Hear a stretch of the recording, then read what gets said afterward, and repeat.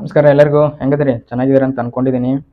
ಏನಪ್ಪ ವಿಡಿಯೋ ಮಾಡ್ತಿರೋ ಉದ್ದೇಶ ಅಂದ್ರೆ, ಮೊನ್ನೆ KKR ಮತ್ತು RCB ಮ್ಯಾಚ್ ಇದ್ದಾಗ ವಿರಾಟ್ ಕೊಹ್ಲಿ ಅವರು ಹೊಡೆಯೋಕ್ಕೆ ಬ್ಯಾಟ್ ಎತ್ತಿದ್ರು ಶ್ರೇಯಸ್ ಅಯ್ಯರ್ಗೆ. ನೋಡ್ಬೋದು ತಮ್ಮನೇಲಿ ಯಾವ ರೀತಿ ಇದೆ.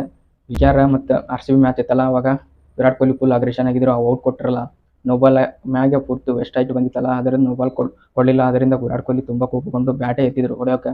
ಶ್ರೇಯಸ್ ಅಯ್ಯರ್ ಅಲ್ಲೇ ಮಾರಿ ಮುಂದೆ ಇದ್ರು. ಅದರಿಂದ ಅಂಪೈರು ಫುಲ್ ಗರಂ ಆಗಿದ್ರು. ವಿರಾಟ್ ಕೊಹ್ಲಿ ಈ ಅಗ್ರೆಷನ್ನ ನೋಡಿದ್ರೆ ನಮಗೆ ಬೇಕು ಅನಿಸುತ್ತೆ, ಒಂದೊಂದ್ಸಲ ಬೇಡ ಅನಿಸುತ್ತೆ. ಈ ಥರ ಅಗ್ರೆಷನ್ ತೋರಿಸಿದ್ರು. ಆ ರೀತಿ ನೋಡ್ಬೋದು, ತಮ್ಮನೆಲ್ಲ ಹಾಕಿದ್ದೀನಲ್ಲ, ಅಗ್ರೆಷನ್ ತೋರಿಸಿ ಎಲ್ಲ ಅಂಪೈರ್ ಮೇಲೆ ಹೋಗ್ಬಿಟ್ಟಿದ್ರು. ಅಂಪೈರ್ ಮೇಲೆ ವಾಗ್ವಾದ ಮಾಡಕ್ಕೆ ಹೋದ್ರು. ಹೆಂಗಿದೆ ಔಟ್, ಹೆಂಗೆ ಔಟ್ ಅದು, ನನಗೆ ವೆಸ್ಟ್ ಆಯ್ತು ಬಂದೈತಿ, ಹಂಗೆ ಅಂತೇಳಿ ಕೇಳಿದ್ರು. ಇಲ್ಲಪ್ಪ, ನೀನು ಲೈನ್ ಬಿಟ್ಟು ಹೊರಗಡೆ ಅದಿ ಅಂತೇಳಿ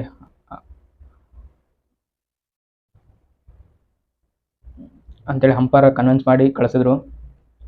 ಆದರೂ ವಿರಾಟ್ ಕೊಹ್ಲಿ ಸಮಾಧಾನನೇ ಆಗಲಿಲ್ಲ. ಹೊರಗಡೆ ಬರುವಾಗ ನೋಡ್ಬೋದು ನೀವು, ಅಲ್ಲಿ ಡಸ್ಟ್ಬಿನ್ ಇತ್ತು, ಡಸ್ಟ್ಬಿನ್ಗೆ ಹೊಡೆದು ಬಂದರು, ಕಾಲಿಗೆ ಹೊಡ್ಕೋತ ಬಂದರು.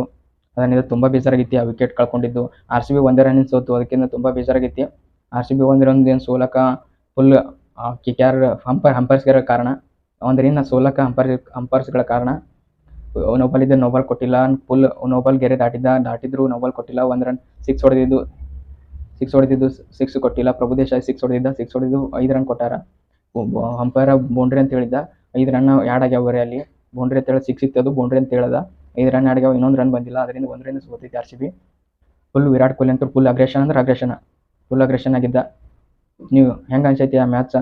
ಕಮೆಂಟ್ ಬಾಕ್ಸಲ್ಲಿ ಕಮೆಂಟ್ ಹಾಕ್ರಿ. ಜೈ ಹಿಂದ್. ಮತ್ತು ಮುಂದಿನ ನೋಡಿ ಸಿಗ್ತೀನಿ.